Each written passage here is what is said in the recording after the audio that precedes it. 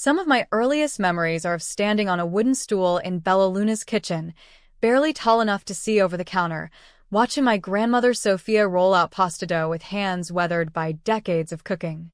The warm, yeasty smell of rising bread dough, the sharp tang of tomatoes and garlic, the rhythmic sound of knives chopping on wooden boards, these were the lullabies of my childhood. Now, 27 years later, I stood across the street from that same kitchen, watching my sister-in-law Amanda strut around inside our family restaurant like she owned the place. The new locks she'd installed gleamed mockingly in the morning sun, a not-so-subtle message that I wasn't welcome anymore in the place that had been my home since before I could walk. But what Amanda didn't know, as she rearranged our traditional specials board to feature her deconstructed Italian dishes, was that I was standing in front of an empty storefront that would soon become her worst nightmare. Sometimes the best revenge doesn't come from fighting for what's been taken. It comes from building something new that makes the thief realize exactly what they've stolen isn't worth nearly as much as they thought. I'm Isabella Romano, and the story of how our family restaurant became a battleground between tradition and greed is one that started long before Amanda entered our lives. It began in 1960 when my grandmother Sophia stepped off a boat from Naples with nothing but a handful of family recipes and an iron determination to give her children a better life. She started small, cooking out of her tiny apartment kitchen for other Italian immigrants who missed the tastes of home. Word spread quickly. There was something special about Sophia Romano's cooking, something that couldn't be found in any other Italian restaurant in the city. Maybe it was the way she insisted on making everything from scratch, or how she'd adjust her recipes to match each customer's memories of their own grandmother's cooking.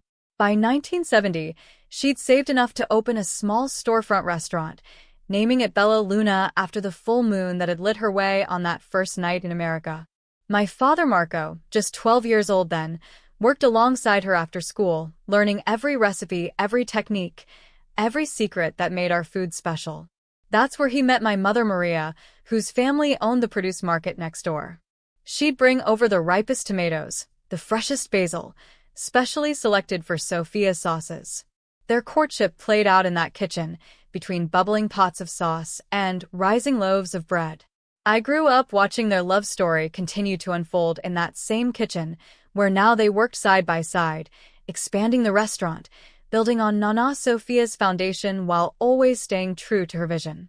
My brother Anthony came along 5 years after me, and the kitchen became our playground, our school, our world. Remember, Isabella, Nana Sophia would say as she taught me to make her famous arrabbiata sauce, cooking is not just about recipes. It's about love, about family, about bringing people together. Every dish tells a story. But Amanda was about to learn a valuable lesson about what really makes a restaurant successful. Here's a hint. It isn't the building. The story of how we got here is a complicated one, filled with family loyalty, betrayal, and a whole lot of pasta sauce. It started 2 years ago when my younger brother Anthony brought Amanda home to meet the family. She seemed nice enough at first, a bit flashy for our traditional Italian family's taste, but Anthony was clearly smitten. "She's got a head for business," Anthony had said proudly. "She runs her own marketing company." What we didn't know then was that her marketing company consisted mainly of an Instagram account where she posed with other people's luxury goods and called herself an influencer. But she did have one genuine talent: manipulation. From the beginning, Amanda showed an unusual interest in the restaurant's operations. She was always asking about the books, the recipes, the supplier contracts. At the time, I thought she was just trying to show enthusiasm for the family business. How wrong I was.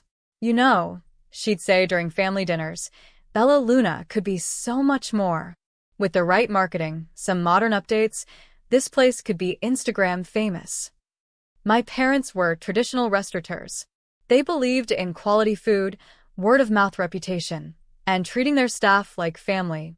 Our head chef, Giorgio, had been with us for 15 years. Our waitstaff had virtually no turnover. Even our suppliers were long-term partners who knew exactly how my father liked his tomatoes and which olive oil my mother preferred. But Amanda saw all of this as old-fashioned. She started making small changes at first, convincing Anthony to pressure our parents into letting her modernize things. She created a flashy social media presence, started pushing for menu changes to make dishes more photogenic, and began suggesting we replace some of our longtime staff with younger, more energetic people. My parents resisted most of her changes, but they wanted to keep peace in the family. "She means well," Mom would say, though I could see the worry in her eyes whenever Amanda started talking about her vision for Bella Luna. Then came the accident.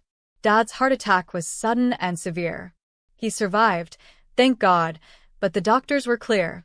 He needed to step back from the daily stress of running the restaurant. Mom, naturally, wanted to focus on taking care of him. That's when Amanda made her move. "You need someone to take over operations," she told my parents while Dad was still in the hospital. "Anthony and I can handle everything. You won't have to worry about a thing."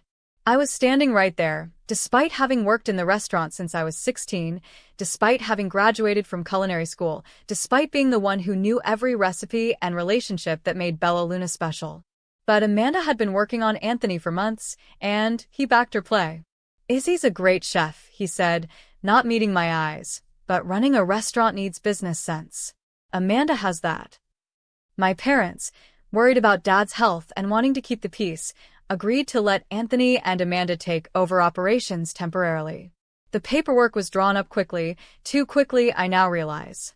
Amanda had clearly been preparing for this moment. What happened next was like watching a slow-motion car crash. Amanda immediately started making changes. First, she reduced portion sizes while raising prices, claiming it made the dishes look more upscale. Then she started replacing our traditional recipes with modern interpretations that were more photogenic but lost all the soul of the original dishes. Giorgio, our beloved head chef, quit after Amanda tried to force him to use pre-made sauces to standardize the flavor profile. Most of our regular customers, some who've been coming to Bella Luna for decades, stopped showing up when they couldn't recognize their favorite dishes anymore. I tried to intervene, to make my parents see what was happening to their legacy. But Amanda had thought of everything. The temporary operational control they'd granted her and Anthony had somehow become full ownership. The paperwork my parents had signed in their distress over Dad's health had given Amanda exactly what she wanted. The final straw came last week. I arrived at the restaurant to find new locks on the doors and Amanda standing inside with a smug smile on her face. "Sorry, Isabella," she said through the glass, her voice sickly sweet. "But we're making some changes.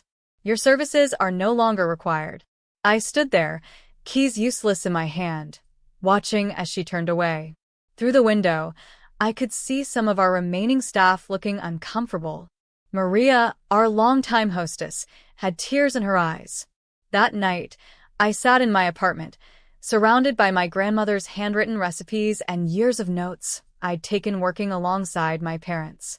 The solution came to me as I was making my grandmother's signature arrabbiata sauce, the same sauce that had first put Bella Luna on the map.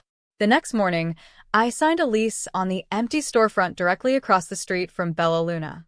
The landlord, Mr. Chin, had been a regular at our restaurant for years and was more than happy to rent to me once I explained my plan. Then I started making calls.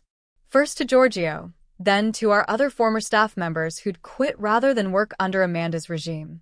Next came the suppliers, the ones Amanda had dropped in favor of cheaper alternatives.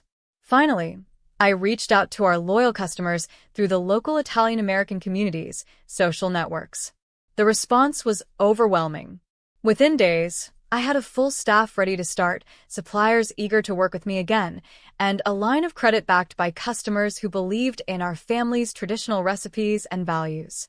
I named the new restaurant Nana's, after my grandmother whose recipes had started it all. While Amanda was busy taking Instagram photos of her latest deconstructed Italian dishes, we were quietly preparing for opening night.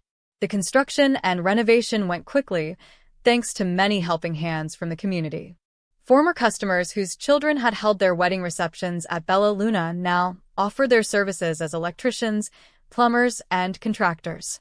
Local Italian grandmothers showed up with food for the workers, staying to share stories about their favorite meals at the old restaurant. Amanda, meanwhile, seemed oblivious to what was happening right across the street. She was too busy posting photos of her innovative menu items and boasting about her plans to turn Bella Luna into a chain of modern Italian fusion restaurants. Opening night at Nana's was exactly 1 month after Amanda had changed the locks on me. We didn't do any fancy advertising, just put up a simple sign and opened our doors. The aroma of real Italian cooking, the kind that comes from recipes passed down through generations, wafted across the street. The line started forming before we even opened. Regular customers who'd stopped going to Bella Luna after Amanda's takeover were first in line. They were followed by members of the Italian-American community, local food critics, and people who'd heard through word of mouth that the real Bella Luna was back. From my position in the kitchen, I could see through our front windows to Bella Luna across the street. Amanda was standing in her doorway, watching in disbelief as her newly hired staff served dinner to nearly empty tables while we had people waiting around the block. The final blow came when her remaining staff members, seeing the success of our opening night and missing the family atmosphere they'd known for years, asked if we had any positions available. By the end of the week, even their dishwasher had joined us. But the real satisfaction came 2 weeks later, when my parents finally came to eat at Nana's. Dad was looking better, his color back to normal as he sampled the arrabbiata sauce. "Tastes just like Mama used to make," he said, tears in his eyes. Mom squeezed my hand. "No, Marco. It tastes even better. Isabella has added her own touch to it." They told me how proud they were, how I'd taken everything they'd taught me and not just preserved it, but helped it grow while staying true to our roots. That meant more than any revenge on Amanda ever could. As for Bella Luna, it struggled on for a few more months before Amanda finally gave up. She'd lost the staff who knew how to make the food, the suppliers who provided the quality ingredients, and most importantly, the customers who'd made the restaurant special. The final irony came when she tried to sell the failing business. The only serious offer came from me. I knew exactly what that restaurant was worth, not just in dollars, but in memories and tradition. "You can't do this to me," Amanda had protested when I presented my offer, which was well below what she'd hoped to get. "This is my restaurant." "No," I corrected her. "It was never your restaurant. It was my family's heart and soul, which you tried to steal. You can either accept my offer or watch it fail completely. Your choice." She took the offer. 2 months later, we expanded Nana's into the original Bella Luna location, creating one large restaurant that combined the best of old and new. The original sign hangs in our entrance, below a new one that reads, "Nana's at Bella Luna, a Romano family tradition." Anthony eventually apologized after his marriage to Amanda fell apart. He admitted that she'd manipulated him, playing on his insecurities about living in my shadow in the family business.